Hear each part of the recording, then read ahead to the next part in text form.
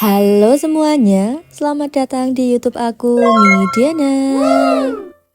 Di video kali ini guys, aku bakal memberikan kalian informasi mengenai penggemar Cina aespa yang berencana untuk memboikot album baru mereka. Wah, ada apa nih guys? Penasaran gak dengan hal itu? Kalau iya, sini merapat, kumpul sini, kita bahas bareng-bareng informasi yang satu ini ya guys. Sebelumnya, kalian jangan lupa buat subscribe channel aku dan juga klik tombol like-nya.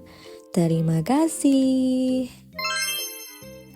Jadi guys, berita yang lagi panas banget di kalangan penggemar aespa adalah penggemar Cina yang sedang mempertimbangkan untuk memboikot comeback mereka yang akan datang dengan album studio pertama mereka, yaitu Armageddon.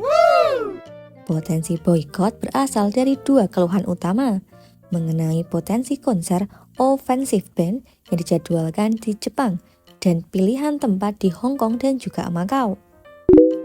Keluhan pertama guys, berpusat di sekitar tanggal konser yang ditetapkan tanggal 7 Juli di Fukuoka area di Jepang. 7 Juli sendiri memiliki makna sejarah karena menandai peringatan peristiwa dari Perang Sino-Jepang yang dianggap sebagai hari berkabung di Cina guys. Nah, karena hal itulah, basis penggemar Cina yang diketahui berkontribusi signifikan terhadap penjualan album grup telah menemukan penjadwalan itu menjadi sensitif. Sentimen itu tumbuh lebih kuat guys, mengingat kehadiran Ningning, satu-satunya anggota grup Cina.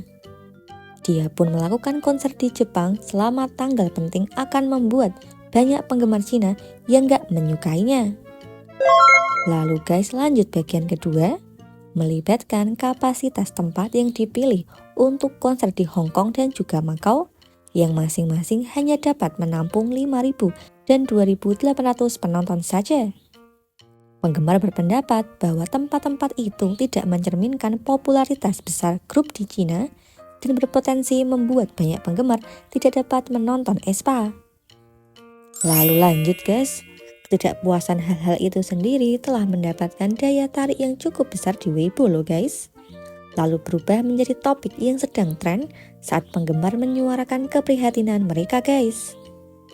Wacana itu dipicu oleh pengumuman dari 4 situs penggemar aespa utama yang masing-masing dengan pengikut substansial dalam ratusan ribu. Di antara keprihatinan mereka, penggemar sangat vokal tentang implikasi untuk Ningning karena mereka takut Ningning akan menghadapi kritik keras jika dia tampil pada tanggal 7 Juli di Jepang mendatang. Banyak netizen Cina meninggalkan komentar seperti, jika ada anggota Cina yang benar-benar berpartisipasi dalam penampilan tanggal 7 Juli, maka dia akan hancur seketika. Yang lain menyerukan dukungan untuk upaya perlindungan Ningning dan perubahan tanggal konsernya guys. Penggemar Cina bahkan tidak ingin membayangkan bagaimana Ningning akan hancur di Cina jika dia tetap berpartisipasi di dalam konser itu. Hal itu sendiri guys, masih belum ada tindak lanjut oleh agensi yaitu SM Entertainment.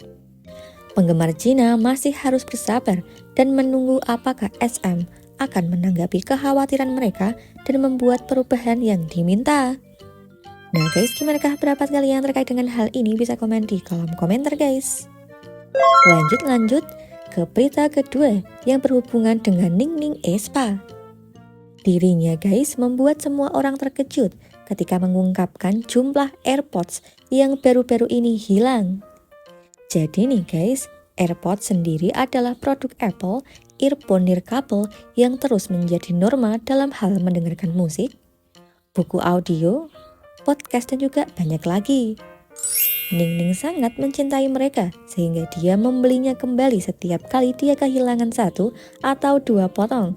Bahkan dia melakukannya secara teratur guys. Nah, tanggal 30 April, dia membagikan foto jumlah AirPods yang dipasangkan ke teleponnya akhir-akhir ini. Dan hanya dengan menghitung yang terdaftar secara eksplisit sebagai AirPods, ada 12 pasang yang dia miliki dan mungkin hilang. Wah, banyak banget ya guys.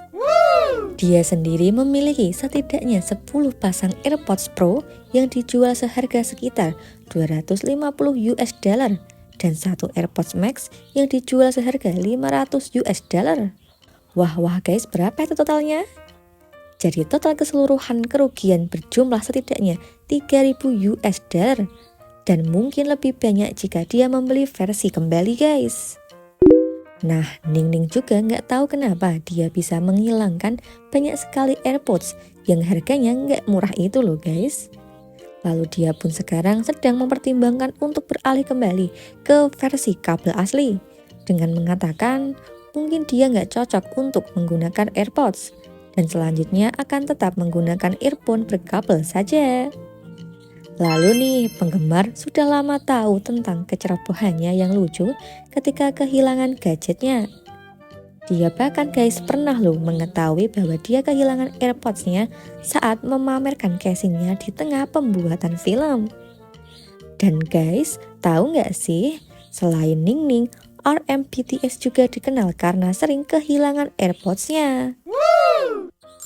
Dan walaupun Ningning mempunyai satu kelemahan guys, namun sejak kecil Ningning sudah sering tampil di berbagai acara pencarian bakat di China loh, termasuk China's Got Talent season kedua dan juga China's New Sound Generation. Dirinya juga sempat mengikuti acara Let's Sing Kids di China dan menempati posisi keempat dalam ajang itu.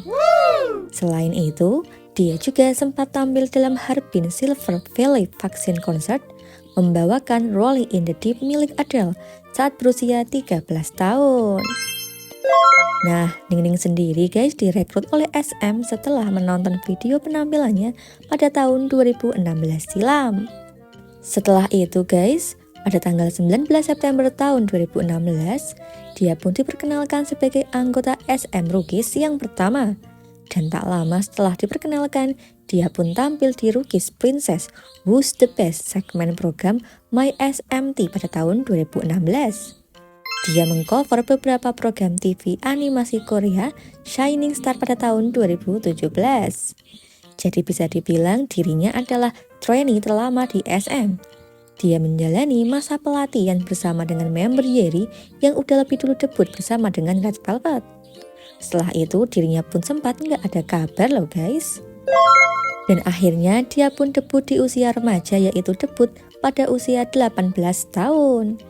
Nah guys, gimana pendapat kalian terkait dengan hal ini? Bisa komen di kolom komentar.